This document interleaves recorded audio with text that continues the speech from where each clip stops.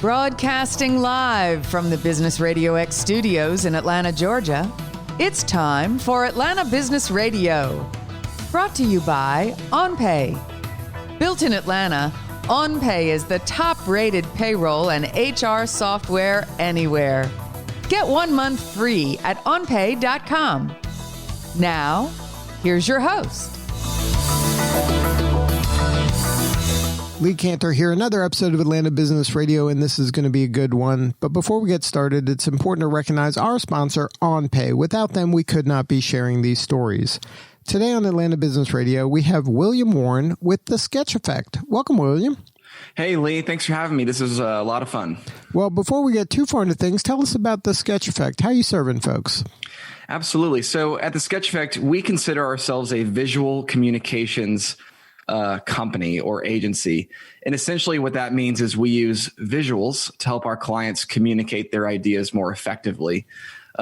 Specifically, to give a little bit more color around it, we do animated videos, whiteboard videos, motion graphics. We make infographics.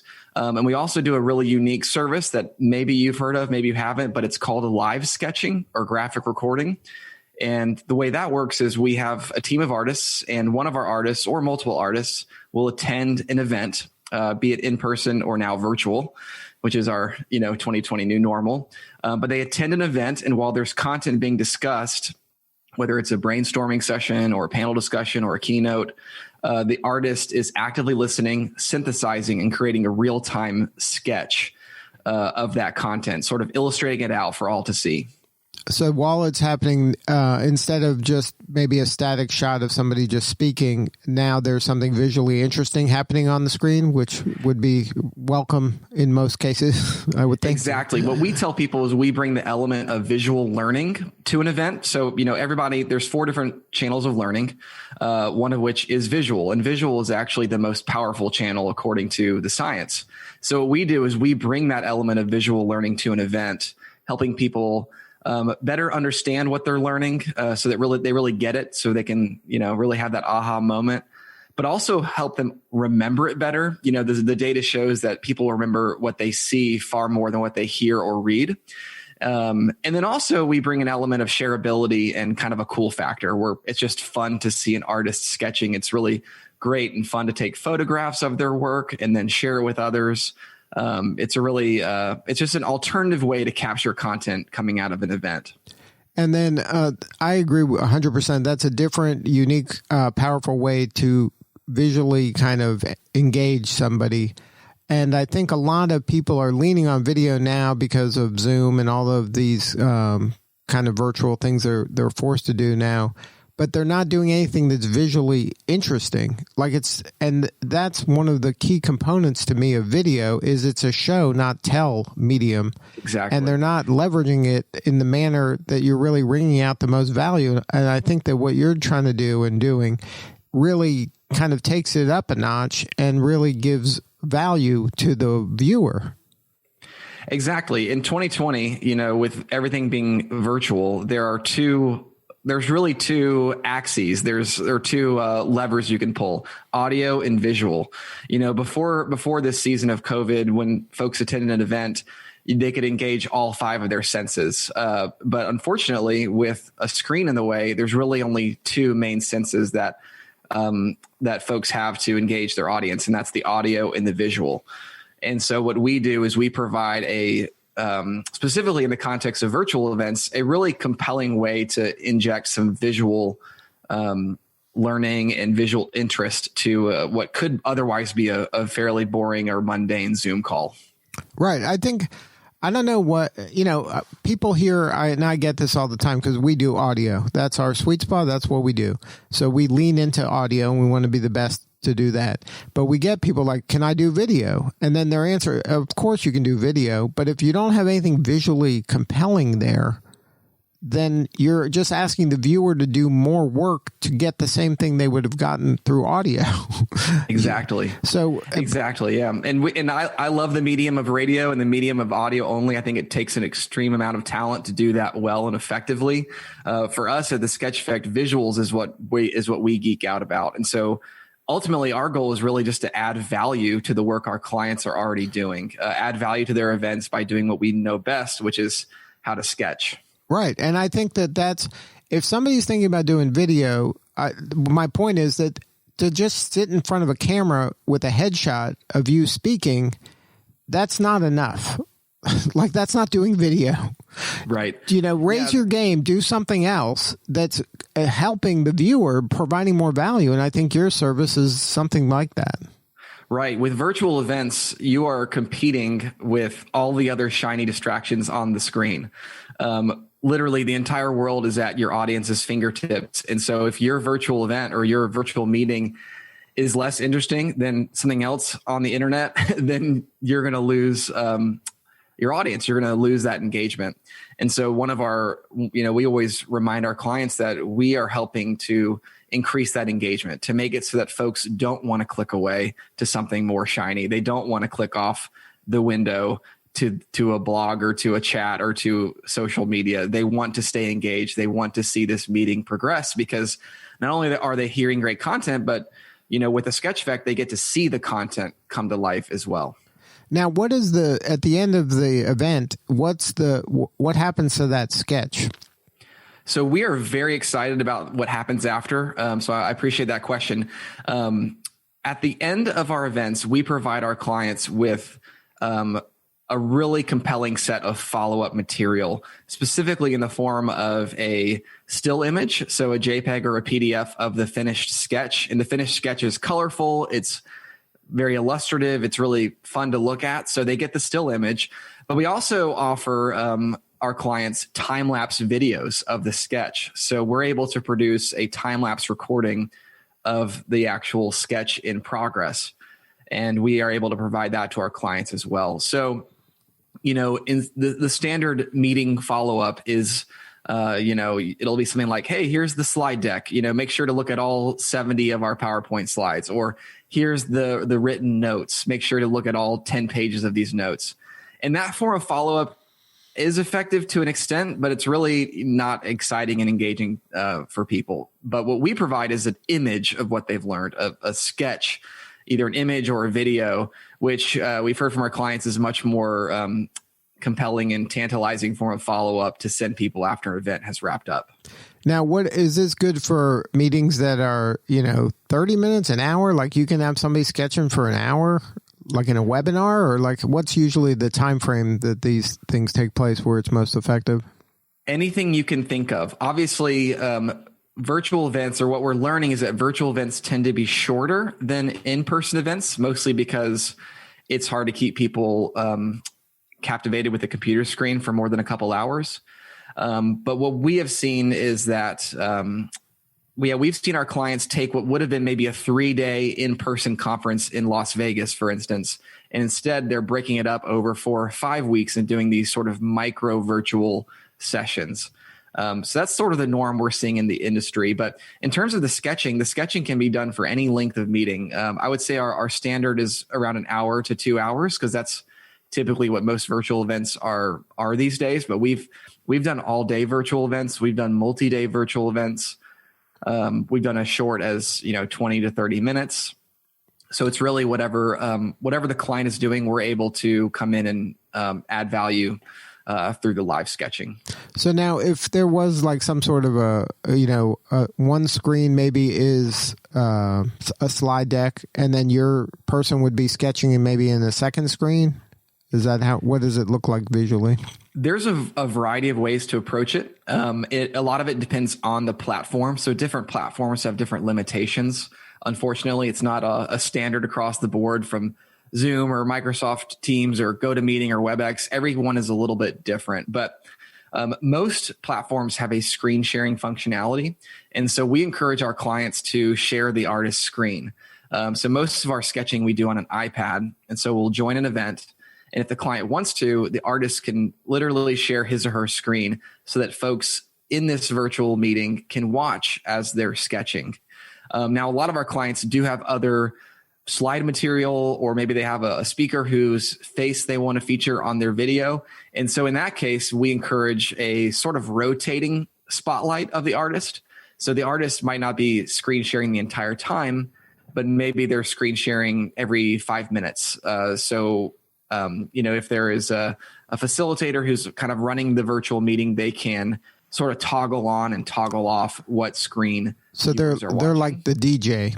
They're going exactly. Yeah, exactly. Now, obviously, we've seen some virtual event platforms that are extremely robust and have a lot of functionality. And so we've had some clients who will have the artist as one window in the bottom corner of the screen, but then have the speaker in another window and then the notes in another window.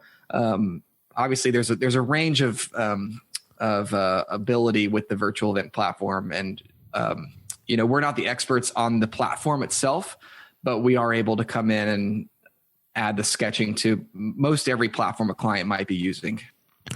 So now you're had to flex, obviously, because of COVID, and come up with these different kind of offerings. Is this getting traction for you? Are people jumping all over it? I would imagine that this is super compelling for a lot of folks. That's a great question. So to give you a bit of context, last year in 2019, we did over 200 in-person client engagements all over the country and even the world. We went international several times. And so in 2020, going into this year, we were extremely fired up and ready to have another great and exciting year. And I'm sure you can imagine our horror and shock when in March, we started seeing events get canceled one by one. And at first it felt kind of like, oh, this is not good. And then we realized this is really bad. In fact, this is entirely disrupting our business model. So by mid-March, we had 0 client events on the calendar, 0. As a business, imagine your revenue stream drying up completely almost overnight.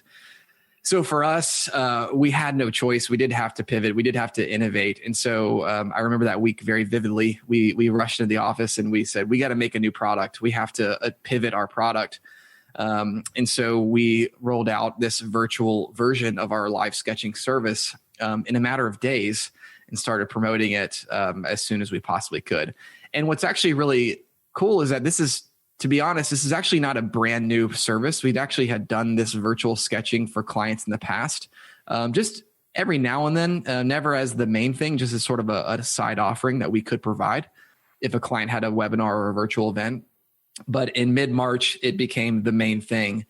And so, to date, we have sketched over 80 virtual events, and it seems to be gaining more and more traction.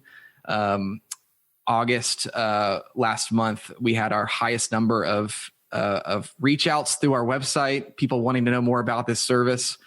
And so, it's exciting. As a business, we're not out of the woods yet because, we're still figuring out how we're going to survive in this new world. But it's been very promising and very encouraging to see clients' interest in this service and also to get great feedback after we finish the work.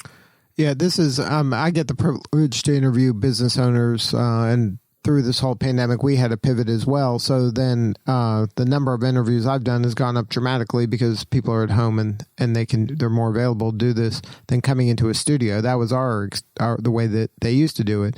And it's just amazing to me the resilience and creativity of business owners when forced to change, and it kind of a do or die situation in a lot of cases. And just how creative folks are and how quickly they're able to pivot and then, change gears and then make an offering, put it out there, start getting traction again. It must have felt like forever, but it really in a blink of an eye when you look at the way that people imagine how business works. Congratulations. That's a big achievement, and it's nothing to not take a moment and appreciate. Thank you. Yeah, I appreciate it. So adaptability has been one of our core values for years as a business. And so this year has really put that value to the test. And so we are, so far we've been really pleased with how this new offering has been received in the marketplace. And yes, to your point, it's really the adaptable businesses that survive. It's those that are willing to evolve and to innovate. And I'm just impressed to see the incredible ideas and new innovative solutions that are coming out of this. Even last night, my wife and I went to a drive-in movie here in Atlanta where we live. And that's, kind of an older thing, but folks are finding a way to bring that back and to make that innovative and make that compelling and exciting. Yeah. And there's endless stories of entrepreneurs and businesses that are taking this crisis, which is what it is. It's a crisis. It's really terrible. Nobody wanted this, but they're leveraging this crisis to create new value and new solutions and provide services that people need and people crave. And it's something that even when this pandemic wanes, this is something that can be part of your arsenal going forward. Exactly. So I've told my team, I want to look back on this year of 2020 as the year where we really pivoted and launched some game-changing innovations, the year that defined our business for the next 10 to 20 years. And yes, we're earning a whole new set of clientele, we're working in a whole new set of industry segments, market segments. And so, yes, hopefully when things get back to normal, there'll be, this will continue to be a staple, a service that we continue to offer and excel at. Right. It can broaden your reach. You can be reaching a lot more people all the time, with a remote workforce, as well as doing the in-person stuff. So it becomes an and, not an or at some point. Right. Now, for you, going through this process and kind of leading your team through it, do you have any advice for other business people to, handle that kind of crisis where you're like, okay, guys, we have to do this together. Like, let's get the team together and not feel sorry for ourselves, and let's just come up with a plan. Exactly. Yeah. So I think one thing that I would encourage everyone to do is just to be honest with your teams. I think there's a temptation to maybe hide the truth or to sugarcoat the truth. And I think that's a mistake. So from the beginning, I let my team know the stakes. When we saw all of our jobs get canceled, I said, this is really not good. And I was honest about the finances, and I kind of gave them an idea of what we were working with and what we needed to make to survive. And, it's not a fun conversation to have, but I do think it helped galvanize everyone around this urgency and need to pivot. So that's one thing I would suggest, is just to be brutally honest about the facts. Now, at the same time, I also would encourage leaders to be, constant optimists. Privately, I had my doubts and had my worries, but outwardly, I wanted to let the team know that I am optimistic about this. I think we can make something out of this. We can turn lemons into lemonade here. So I think that combination of honestly addressing the present reality, the brutal facts as they're described, and I think the book is Good to Great, acknowledge the brutal facts, I believe. But then also pivoting to optimism and showing people that, we're on a journey, and one day we're going to look back at this journey as maybe our finest hour.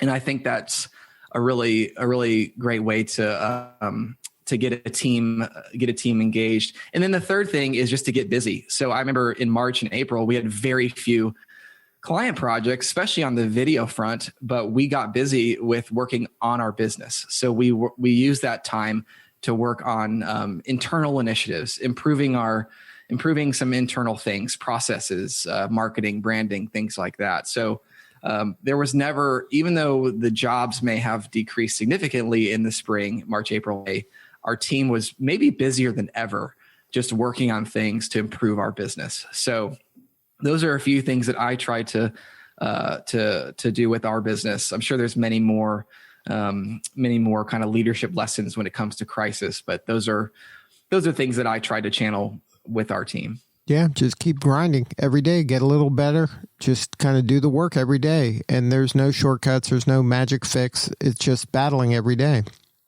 Exactly. So now if somebody wanted to learn more, is there an ideal client? Like who is your ideal client? So we primarily work with corporate clients, also some nonprofit and some educational clients. But honestly, anybody who has an event and they want to maximize the value of that event, we can help serve them. So typically it's, a leadership summit or an all hands meeting or a brainstorm session or, an exciting conference with keynotes and panel discussions. Any of those type of events we can help serve. And then on the video front, we haven't talked too much about the animation work we do, but really anybody who has an idea that they want to communicate more efficiently and effectively can leverage the power of animation. That's what we do. Our videos are between 2 and 3 minutes. It's a lot of, we work with internal teams. So sharing messages to internal audiences, corporate communication type of things. But we also do marketing and sales videos, more external customer facing work. So if people want to learn more, our website is thesketcheffect.com. That's THE and then sketch, SKETCH, and then effect with an E, thesketcheffect.com. We're also on Instagram and Twitter at The Sketch Effect. And I suggest if folks are interested to reach out, learn a little bit. I mean, the live sketching is new to a lot of people. When I mention what we do, a lot of times I get the kind of confused head scratch response. You sketch during meetings, you draw what people say, like that sounds kind of weird. So if that does sound weird to you, just check out our website. You'll get a little bit more understanding of how it works. Well, William, thank you so much for sharing your story today. We really appreciate you. Absolutely. I appreciate the chance to come on, and hopefully this was a valuable, interesting conversation to your listeners. And best of luck with you and your work as well. All right. This is Lee Cantor. We will see you all next time on Atlanta Business Radio. And remember, this work would not be possible without the support of our sponsor, OnPay. Please support them so we can continue to share these important stories. Today's episode of Atlanta Business Radio is brought to you by OnPay. Built in Atlanta, OnPay is the top-rated payroll and HR software anywhere. Get 1 month free at onpay.com.